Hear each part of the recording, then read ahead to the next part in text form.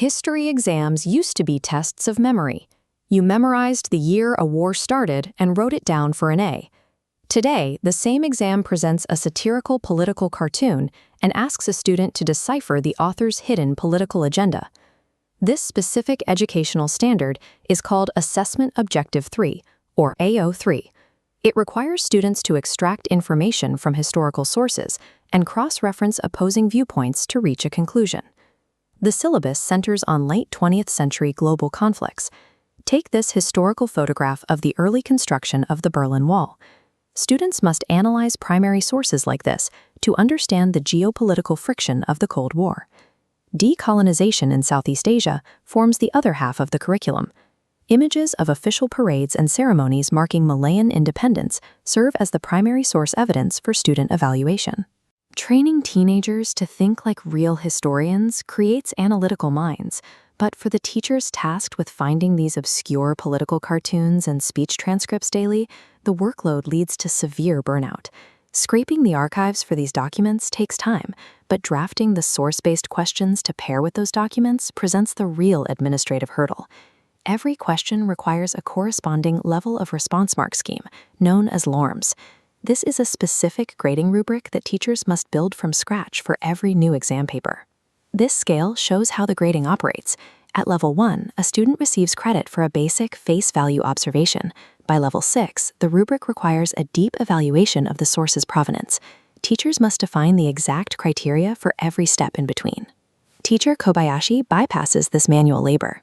She advocates offloading rubric creation to an AI, engineering a digital senior marker to handle the structural requirements of the task.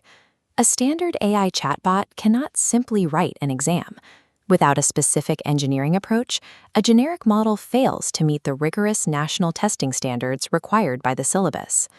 To make an artificial intelligence accurately assess historical writing, we skip basic internet searches and feed the system the official documentation from the Ministry of Education.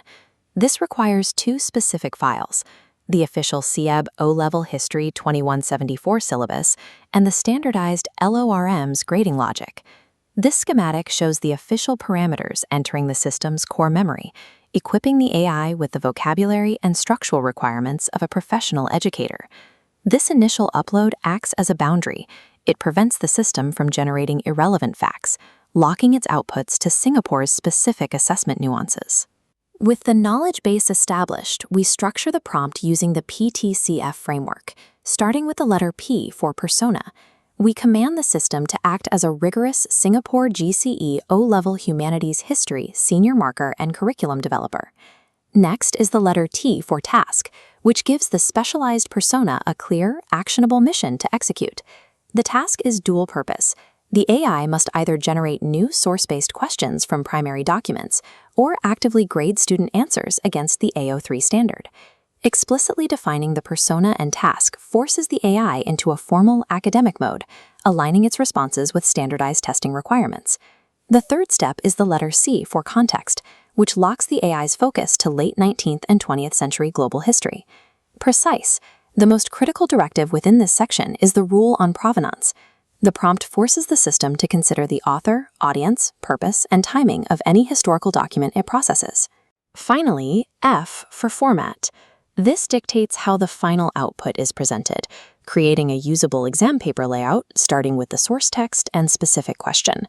Immediately below, the prompt demands a fully delineated level 1 to 6 marking scheme. The completed PTCF framework transforms the AI from a general-purpose chatbot into a predictable, structured assessment generator. To see this in action, we test the finalized system with a daily teacher input, a command to design a 5-mark purpose question based on a specific historical document. The source material fed into the system is an official 1950s Soviet broadcast statement regarding the outbreak of the Korean War.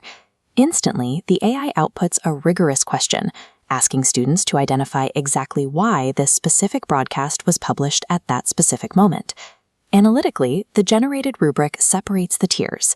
The classroom environment reflects this change. Students point at documents and debate the hidden motives of historical actors.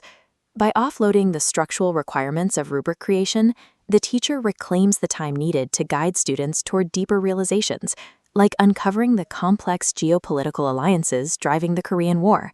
Technology does not replace the educator.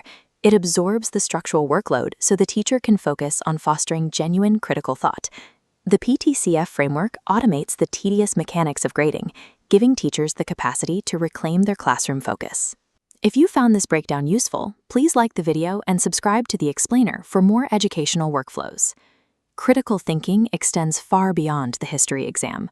Right now, a new notification reveals a case of cyberbullying and the fear of missing out, unfolding live in a student chat group. Next time on Episode 7, we explore how AI can simulate CCE 2021 moral dilemmas, equipping teachers to tackle the modern teenage digital storm.